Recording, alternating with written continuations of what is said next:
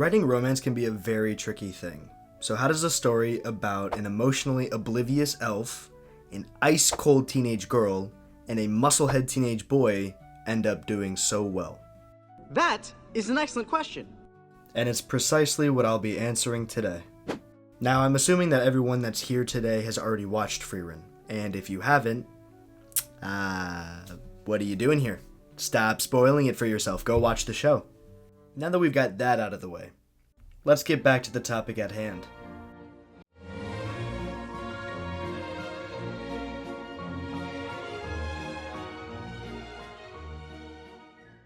So what exactly makes Fern and Stark's relationship so interesting to watch? My personal opinion is that it's because the relationship doesn't feel like a typical anime romance. It feels natural, it feels organic, it feels real. And this is one of the most difficult traits to actually write into your story on purpose. And that's very evident based on the fact that it's such a rare thing to see in anime nowadays. So, let's take a look at some of the things that really stuck out to me, starting with how Fern and Stark interact with each other. Fern can be described as the character trope of a tsundere, which basically means she's like a pineapple. So she's really harsh on the outside, but on the inside she's very sweet. She's also very competent and mature for her age, which makes sense considering she needed to grow up fast due to her childhood circumstances. This maturity and competence is a very core part of her personality, and it explains why she always throws little jabs at Stark whenever he's acting childish. From a young age, Fern was put into a position where she needed to grow up very quickly, since even though she was adopted by Heiter, he was well into his 80s by that point, so she was given a lot of responsibility for someone so young. She had to aid a frail old man in various tasks in order for both of them to even survive. This assumption of responsibility from such a young age is what led her to become as mature as she did, even though she's only between the age of 16 and 18 as of season 1. However, this maturity doesn't negate the fact that at the end of the day, Fern is still very much a teenage girl. She has big emotions and she can be unreasonable or difficult to please, which is why we get so many clips of her pouting. This is a big contrast compared to Stark, whose upbringing was very different from hers. He came from a warrior village where you trained from childhood to become a great fighter. The only problem was that Stark was a very timid boy. However, his timidness, often mislabeled as cowardice, was actually hiding a much more honorable characteristic: kindness. Stark at his core is an openly kind and compassionate person. So even though he's a little slow to the draw and can be a bit immature at times, he always means well and is never malicious.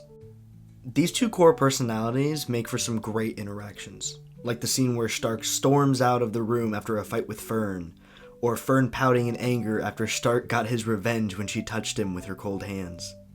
Because Stark is a very compassionate person, it hurts particularly bad when he gets chewed out or given the cold shoulder by Fern, who's acting the way she is because she also has very big emotions.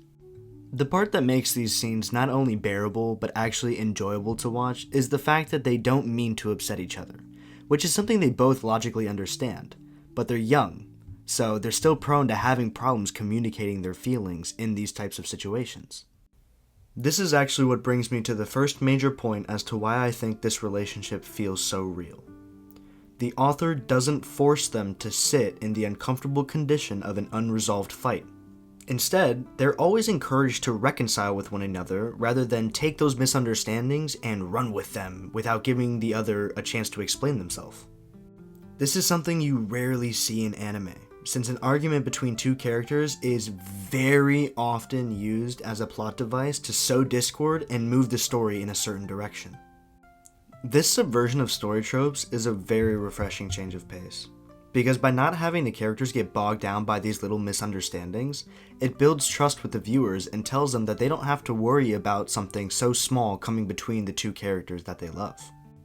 The trust that's built by this subversion also gives the viewers a sense of security, allowing them to focus on the more subtle interactions between Fern and Stark, which is another thing that Frieren is praised for since it's done so well in the story. The most obvious of these scenes would be in episode 14, when Stark forgets to buy Fern a present for her birthday. After a full day of fighting, they finally reconcile, because that's what they do in this show. It's brought to everyone's attention that Stark actually picked out a mirrored lotus bracelet for Fern, which in the language of flowers is said to be a sign of eternal love. What makes this scene so special is that after Stark realizes what his present means, he asks if Fern wants something different since he doesn't want to make her feel weird or have any awkward vibes between them. But Fern's reaction to learning about the significance of the lotus wasn't actually one of embarrassment. As a matter of fact, she got insulted when Stark asked if she wanted a replacement, hinting to her not necessarily minding that he got her a present with that significance. Now, while that does seem pretty obvious, there's another small detail that I'm sure many of you have missed. If we look closer at Fern's bracelet, we'll see that it's not exactly the same design as the one that Himmel gave to Frieren. Fern's lotus has already bloomed, which is a little Easter egg not only to the current state of Fern and Stark's relationship, but also Frieren and Himmel's. Another small detail would be the difference in how Fern reacts to Stark when he drops to one knee when asking for her hand to dance.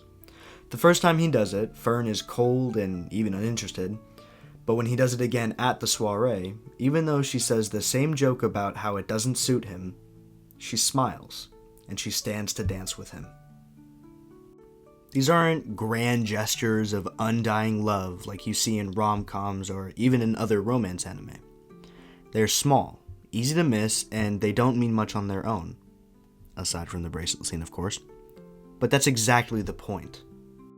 The reason why their relationship feels so genuine is because it's portrayed realistically. Now, don't get me wrong, I'm as much of a hopeless romantic as the next guy. I mean, my favorite anime of all time is Your Lie in April. But the stories we normally get in media are so unrealistic in their portrayal of romance that it's kind of hilarious. The care and nuance that the writer has for Fern and Stark's relationship is why it's so special. It's not a love story that's restricted to fiction because of its grandiose or unrealistic approach. It's actually the exact opposite. You could explain this story with the same bones and adjust it to be in our own world and it would still work. There's no pomp or extravagance that makes this romance feel absurd or diluted. It's just two teenagers who are learning how to interact with one another and slowly falling in love because of it. So there you have it.